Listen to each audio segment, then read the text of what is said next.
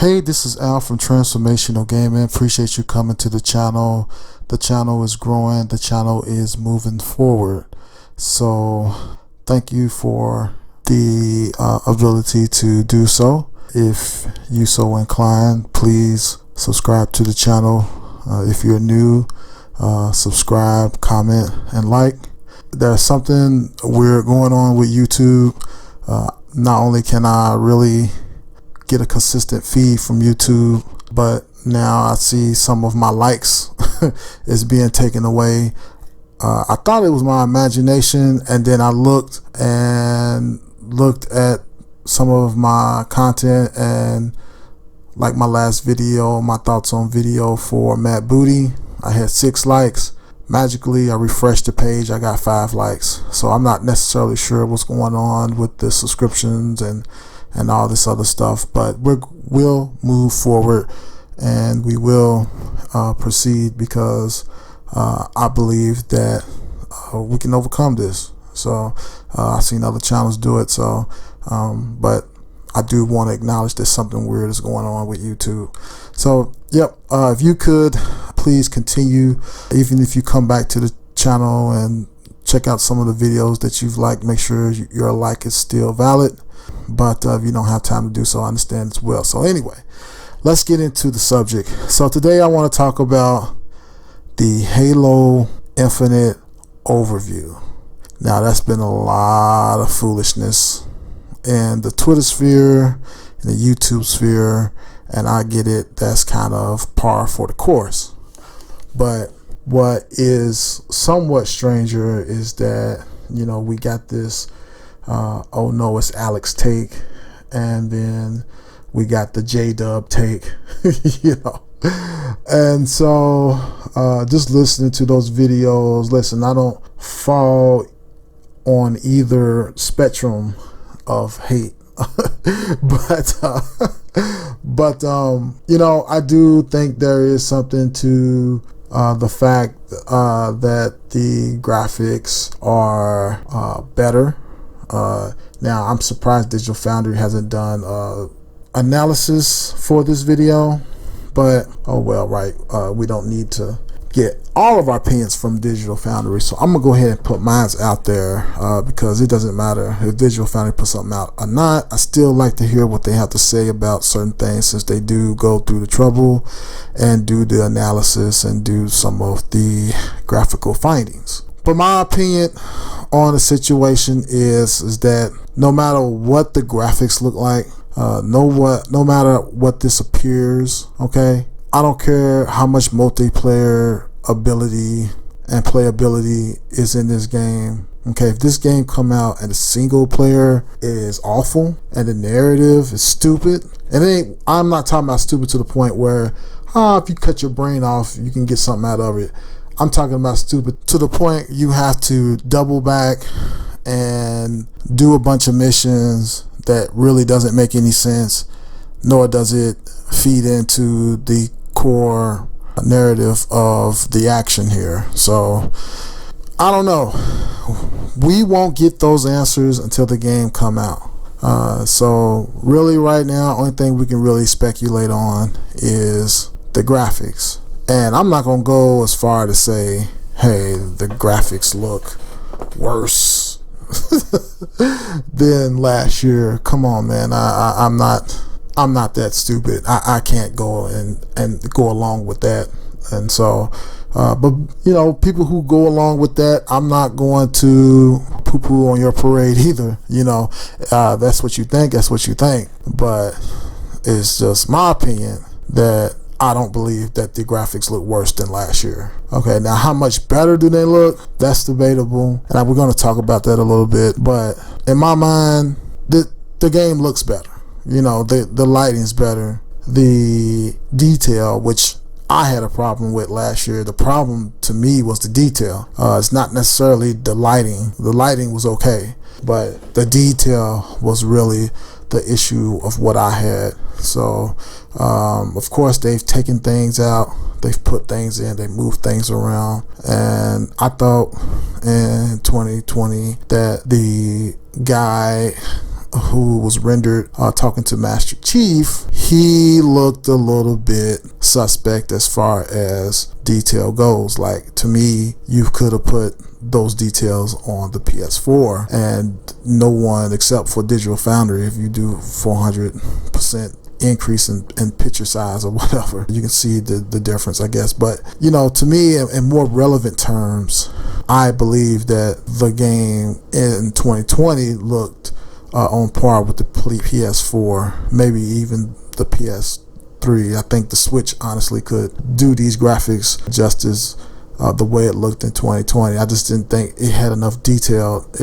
It looked very cartoonish, and I mean, you had this game running in 60 frames per second, and so I thought 2020 was looking to compromise for that. And I think in 2020, had this game released, this game would have been in dire straits. So it's good that the Xbox brass and the guys over there at Microsoft decided to give us one more year, and I think it needed it.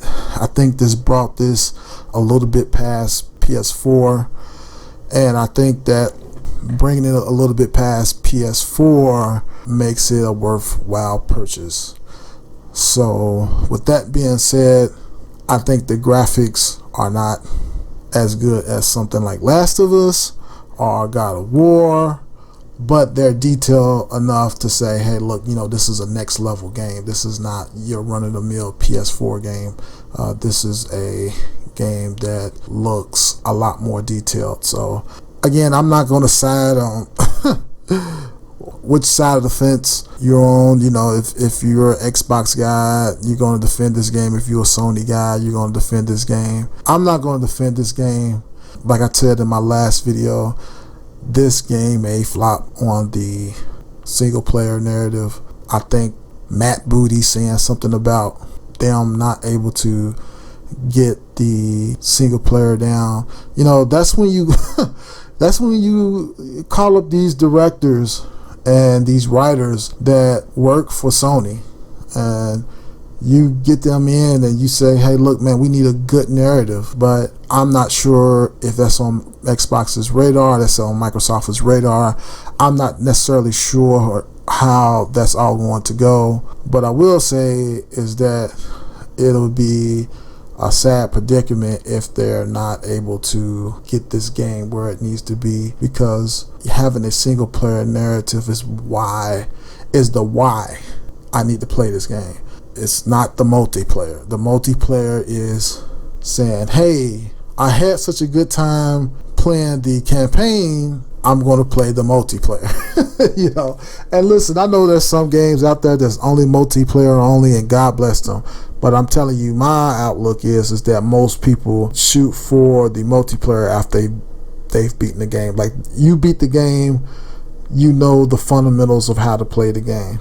But man, I just don't think it's healthy for the game industry to say, hey, bump the single player narrative, we're going to go for multiplayer only, and get in there and just start shooting. I think any game could do that that's not named Halo, and there are a lot of games out there that does that, and you're going to be bumping into a lot of Call of Duty people who says, hey, look, we had this gameplay out first. Sure, Microsoft is going to try to copy them, because there's really not a lot you can do with multiplayer. Everything that's been done has been done.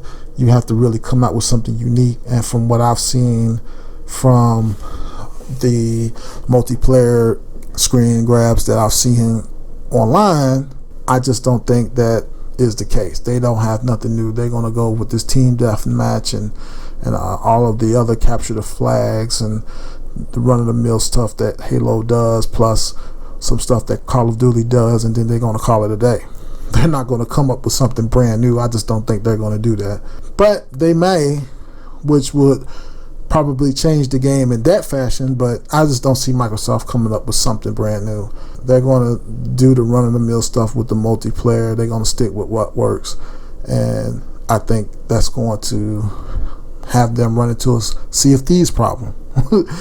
That's what's going to happen. Is they're going to have a Sea of Thieves problem, and they just going to have to get that single player narrative down, even if it takes them to have to wait till next year and delay this another year. You got to get that single player narrative down. I mean, David Jaffe was totally correct when he said you can poach these guys from Sony Studios. You guys have the money. There's no reason not to do so. So my hopes is that could happen, because I'm gonna get me a Series X before it's all over.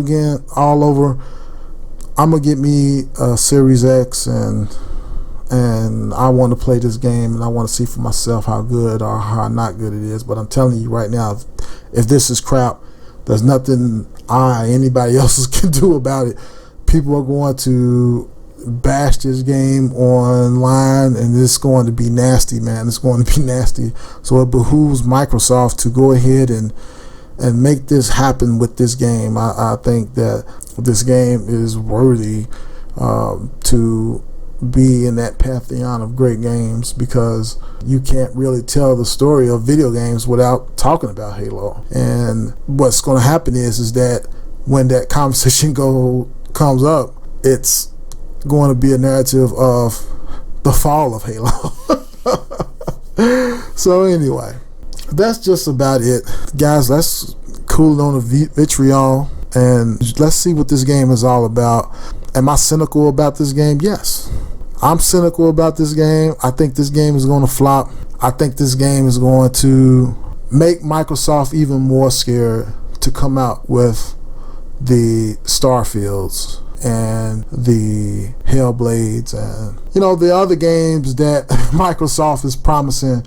If this game fails, trust me, Microsoft is going to be very, very, very hesitant to come out with anything else. And what they're going to say is that we want to make the best game, but the reality of the matter is that you're not hiring the right people to work on these games, man. You need to have the things that Sony have and that I mentioned in my last video, which is getting the talent on board so that you can utilize it, and then just leave the team alone and let them be creative.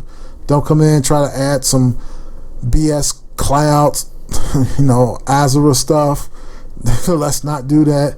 Let's not add any multiplayer stuff on top of it that doesn't need to be there. Let's get a good solid game going, and then we can talk about the multiplayer. Maybe I know with the PlayStation, the Last of Us creators, Naughty Dog, they made two versions of the game. They came out one with the single player narrative that everyone's interested in, and now they're coming out with a multiplayer aside it, and it's its own standalone. So God bless them, man. God bless them, man. I'm very interested because I'm a shareholder of Microsoft. So when they say stuff like, well, we wasn't able to get the most revenue that we can because of blah blah blah, we had this projection, then we fell by this much, that the stock is just gonna go down. Okay, and you guys have been doing excellent on the stock.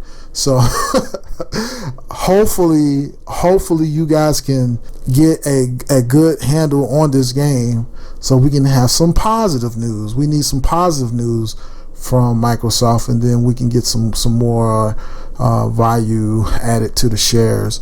But yeah, it's just going to be tough, man. I just don't think they're going to be able to hit that single player narrative. I think Matt Booty saying that we don't have the assets or we missed the mark in creating those types of games, that's telling about what Halo is all about. I think he knows that this is going to be terrible. It's going to be mixed in with too many ideas, and it's not going to be focused. And usually that's how Microsoft games are. They just too many ideas, not enough focus. Hopefully we get some good news, but if not, we'll talk about it then. But until then, this is Al from Transformational Gaming. Appreciate you again. Comment, like, subscribe to the channel. Later.